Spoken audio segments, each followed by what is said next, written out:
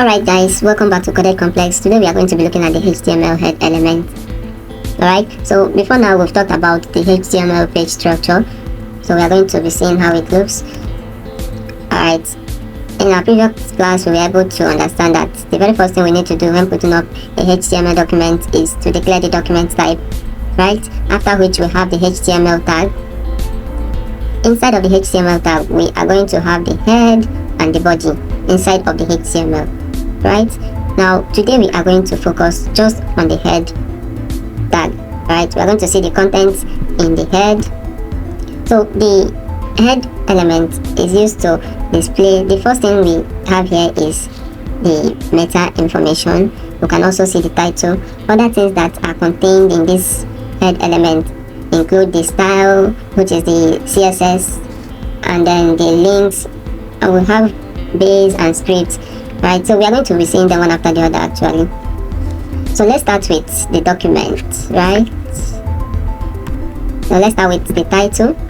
Now the title, as we see here, by default it comes with document, but for the sake of this class we are going to be changing this to Coded Complex.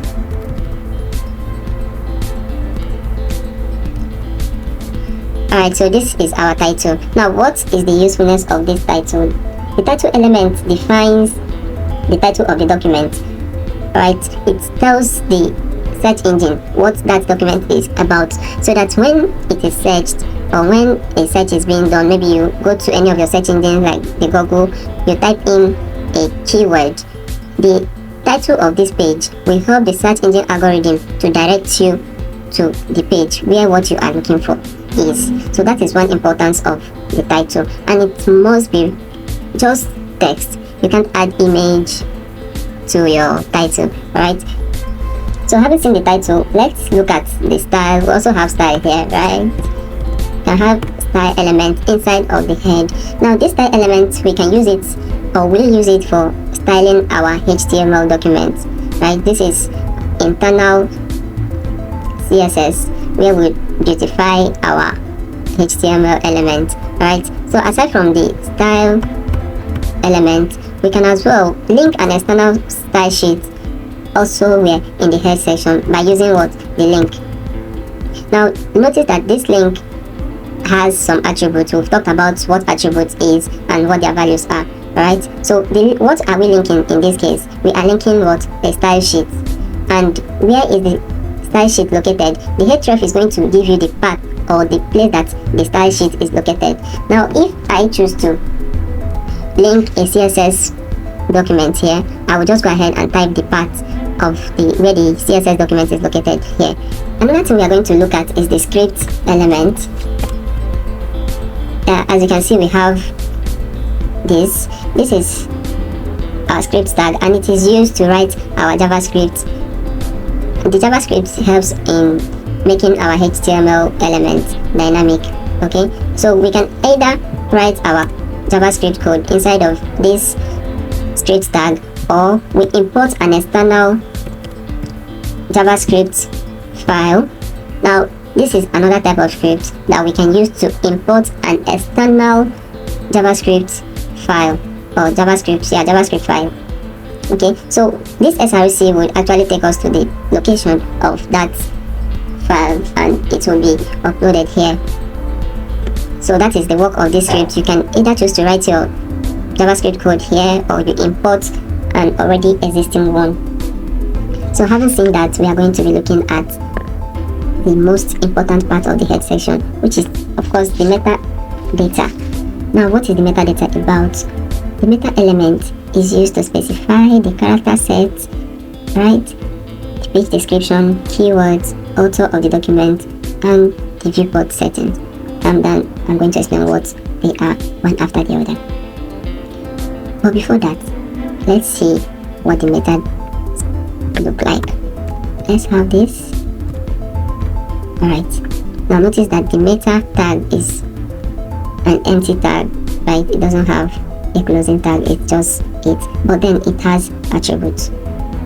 It has some attributes like the name, content, character set, and some other. So we are going to be seeing what the metadata is used for. like I said earlier, it is used to set the character set, right? Secondly, it is used to specify the description of the page, the keywords, the author of the document, and most importantly, the viewport settings. Okay, let's start by defining the author of the page. So which attributes are we going to be using? We use the name attribute, and inside of the name, we are going to have what we are going to declare. What are we declaring? The author. Right, we are looking at the author of the page. Now we are going to add another attribute, which is the content. The content of the author. Now in this content, we are going to put the author's name, which in this case we are going to use decoded complex. Alright, so this is basically how to set the author of the page. The name should be the property you are declaring, and then in the content you will now put its value. Right, so let's see how to. The next thing we are going to see is how to refresh your page time after time. Let's say we want to refresh our page every 2 seconds or every 5 or 10 seconds, depending on how you want it to be. We can use the same method information, and inside of it we are going to use the HTTP. Okay, now with this we can be able to define the way our web page will be refreshed, or for how long it will stay before refreshing. So in this place we are going to put refresh, then we'll go ahead and create another attribute, which is the content. Now what is going to be in the content is the duration you want to use for your refreshing. Let's say I want to use 40 minutes. I'll simply put 40 here, and my page refreshes after every 40 seconds. Alright, so the meta tag can also help us declare keywords. Now what is the usefulness of the keywords? When you go to your search engine to search for something, it is the keyword that is in the browser that helps the search engine to direct you to the appropriate website where you will get what you are looking for. So declaring the keywords is very important. Now the keywords should be related to what your page is all about. Okay, so in this case we are going to use the metadata to declare our keywords. So in the name we are going to be having what? We are going to be having keywords, and in the content what are we going to be having? Now we are going to be listing the keywords that are related to our work. So in this case we can choose web design, right? We can also choose HTML, we can add CSS, and all the rest of them. Okay, so long as they are relating to. Now if someone goes to Google to type web design, for the fact that you've declared this as a keyword in your website, Google will direct the person down to your website.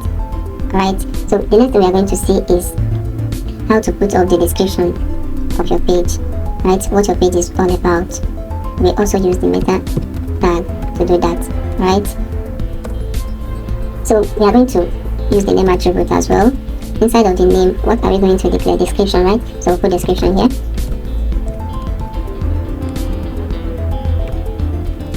Alright, and then the next attribute we are going to use is the content. And what is going to be in the content?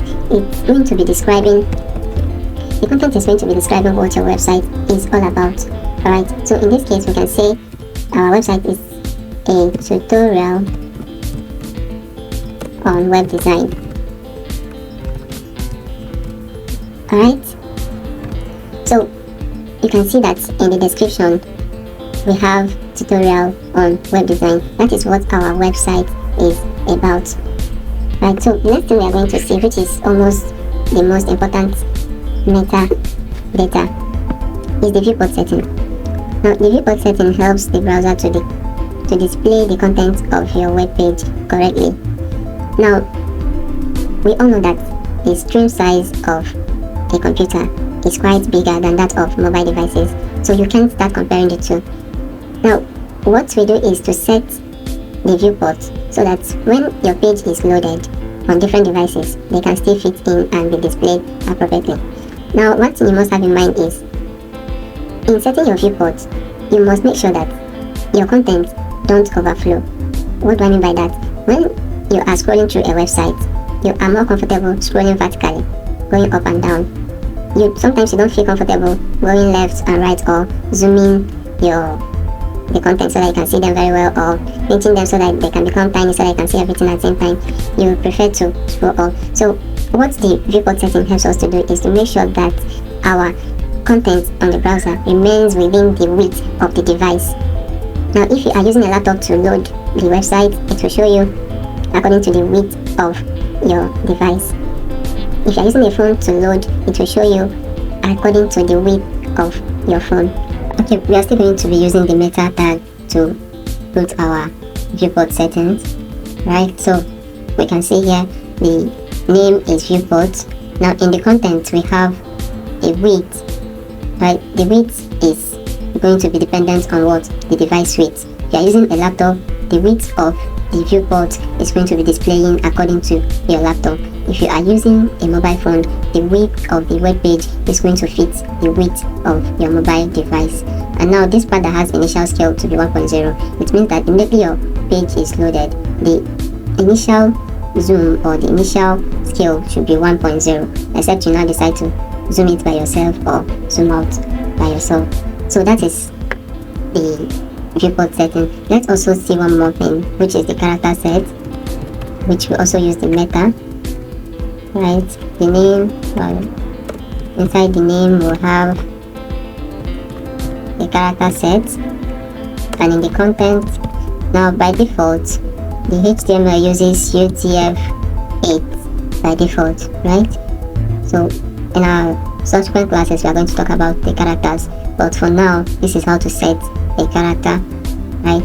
In the name attribute, the value should be character set and the content should be UTF-8, although the HTML head by default puts up this and the viewport setting for you, but it's very important you know what they are and how to use them. Alright, having seen the meta information, let's also see the base element, right? So the base element is used to set or specify the base URL and also set a target for all related links or hyperlinks in the page. Alright, so what does that mean? What the base element is used for are two. The first is to declare the relative URL for the page, right? Then secondly, it serves as, it helps to declare the target for other hyperlinks on the page. Now let's say for example you have a hyperlink inside of your page. Now when somebody clicks on it, is it going to open on a new page or on the same page which you are viewing it? Now this is where you declare it. If you want all the hyperlinks on your page to open at a specific place, you can declare it here, right? So this href of course is where you put in the URL, and then here you put your target. So if we put target blank, the URL, let's say we have http, alright,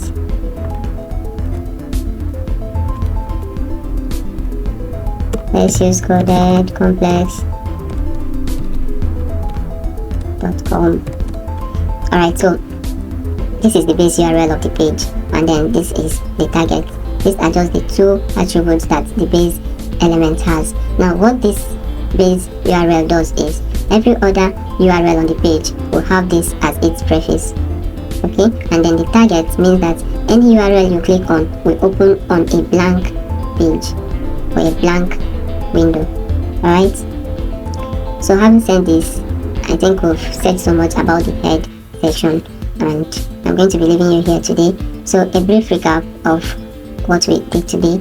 We looked at the head element, and the head element contains the title, the style sheet, the link and script, and of course the meta information. Now some of the meta information we looked at is the author, how to refresh our website or the duration for the refreshing. Then we also saw how to put up keywords on our site, the description of our site, the viewport setting and the character setting. And we also went ahead to see the base tag, which we said is used to declare the base URL and a target for other hyperlinks on the page. So we are going to stop here for today. I'll see you guys in our next class. In case you have any question, please drop it on the comment section, and don't forget to like and share our videos. If you have not subscribed, please hit the subscription button and turn on the notification bell so that you won't miss out on any of these videos. Thank you.